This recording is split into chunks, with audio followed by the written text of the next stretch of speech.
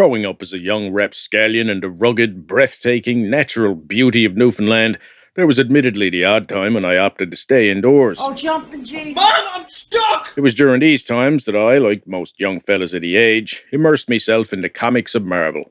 I kept as abreast of me favourite heroes' escapades as me limited allowance allowed, and I remember poring over the first issues of X-Force with my big brother, in awe of the anatomic exactitude of Rob Liefeld and his new slew of stylish soups. Deadpool and Shatterstar were my faves of the bunch because they used swords, and because Deadpool was a smartass like Spidey, but infinitely darker. Fast forward to adulthood, and to be blunt, with the exceptions of Guardians and Deadpool, I found most of the Marvel movies to be tedious and criminally bland from the get-go. But the toll that the Marvel juggernaut has had on the friggin' state of film as a whole has been far worse.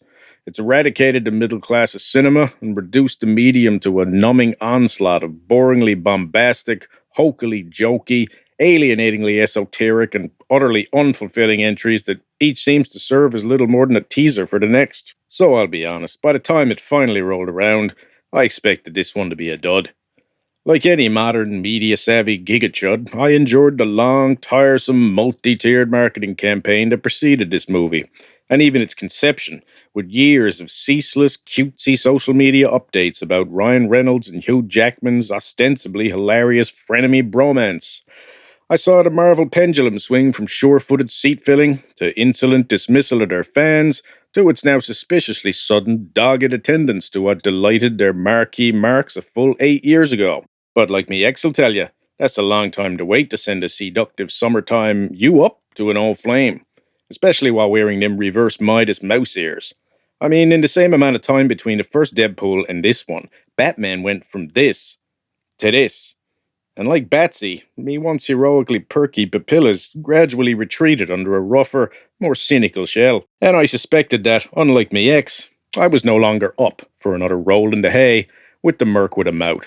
And jumping Jesus was I right, tripling down on the franchise's familiar meta motif even before the movie begins. We hear Reynolds singing along with the Marvel logo theme music, which turns out to be just the first in a never-ending line of such gags. Now I'll admit there was a time when watching Reynolds murder dance his way through a boy band banger might have been amusing. When the first film waded in that pool, See what I did then? it was fresh water. But that was a long time ago, and now the constant curtain-pulling and the ever-sly, over-wry snarkathon wears out its welcome even before the opening credits do. Now don't get me wrong, I'm not completely against the idea. I mean, if it's illegal to hawk self-aware, semi-satirical send-ups of a popular purveyor of pop culture savvy sarcasm who's lost his edge of late, then by the Jesus, lock me up, me son. But the charm that oozed from the first Deadpool and dripped intermittently from the sequel is largely absent from this comedic desert. Every painfully meta fourth wall break, every sarcastically sentimental music cue just seems cynically engineered to win back the fans that got away. And it feels a little outdated, like 70s Steve Martin stand-up. Excuse me! I guess that's what happens when Disney buys a once successful IP and tries to make it more hilarious by bringing in the writers from fucking Bob's Burgers. So after a disappointing opening sequence, Wade's paper-thin motive to become a proper hero is established, and we meet the TVA, which, if you're not familiar, stands for shitty excuse for more multiverse bullshit that nobody wanted nor asked for. And after pages of exposition from an actor who's far too good for this crap, we're treated to a series of admittedly enjoyable jaunts through the multiverse to pay homage to various Wolvie variants. But that brief joy is soon extinguished as the film settles into its allegorically apt garbage heap setting, where they spend the next eternity or two stabbing each other pointlessly because presumably that's what makes Marvel fans fill their special socks. After an overdose of that tedium, we're introduced to the villain, a back-catalogue bore of a character, borrowing heavily on the popularity of Professor X. And look, I've never read the comics she was in, but in this incarnation, she's just another in a long line of cloyingly coy, constantly smirking female baddies that modern Hollywood seems to think are in some way compelling or interesting. She's overpowered, overmannered, and comes off like a scenery-chewing theater kid, putting her fanciest mustard on a stilted RP accent, except she's actually fucking British. Anyway, she has no compelling objective beyond cruelty or control, but like the plot, the villain don't really matter. It's all just a paper-thin excuse to trot out the moneymakers, so I'll go easy on her. As the film plods along, the anemic plot is padded with some more ostensibly exciting cameos, and the industry insider jokes that go along with them, which is perfect for the kind of hollow human shell who thinks, I understood that reference, is a good enough reason to laugh.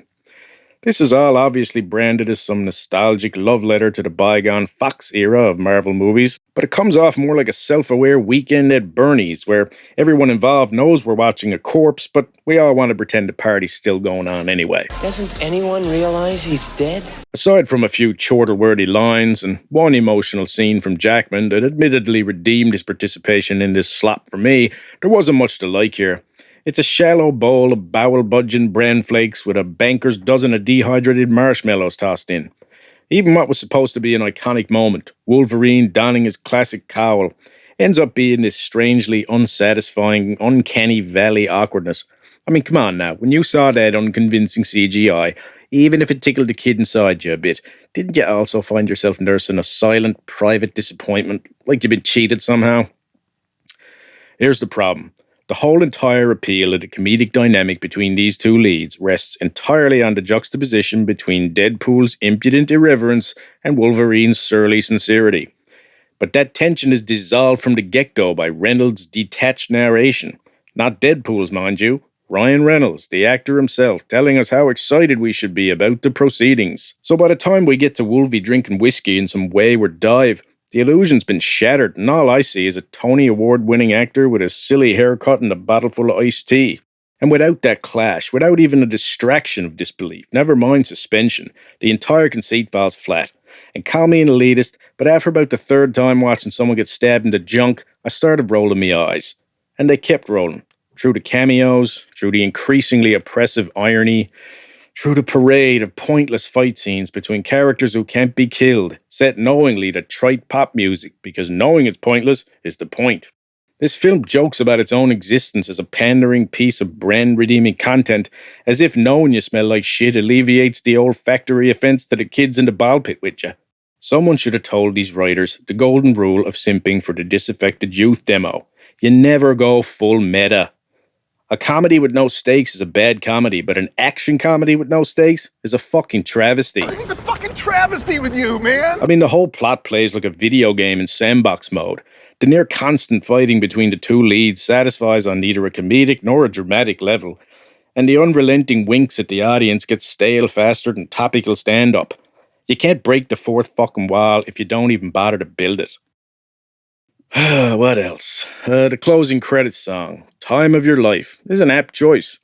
A superficially sentimental, manipulatively mawkish piece of pop pablum, cynically engineered by American idiots to be perfectly marketable to kids too young or dumb to know or care what music sounded like or movies felt like before multinational fucking corporations won the war. But the art of narrative, like song, lies deep within the soul of human culture and cannot be perverted by mere multinationals for long before the post-Big Mac buyer's remorse becomes a consciously observed phenomenon and is reflected in mass apathy and even antipathy towards the flaw that broke the fandom's back. Or maybe I'm wrong and the brain rattle spread until the most profound thing anyone has to say anymore is, Idiocracy was a documentary. Skibbity. But if there was a silver lining, it was this. The emptiness I felt watching this film also felt like a silent harbinger of change, a canary in the cultural coal mine, and that fleeting thought made me chuckle more heartily than the whole movie had. But in that respect, it felt like a double-edged adamantium sword, both a rootless indictment of what the medium of film has devolved into, and a clearer, deeper death knell of this particular genre than any and all of Marvel's many recent failures. This was like that fake text from Blade to Britta that instantly cured her of her toxic infatuation. Because it just tried too hard. It cared too much. It looked like the genuine article, but it wasn't. It targeted the last bastion of dependable devotion and failed. But in and at the wake of that failure, we can all have a stiff drink of anything but aviator fucking gin, remember the marvelous over the monotonous, and finally move the fuck on. I'll cheers to that.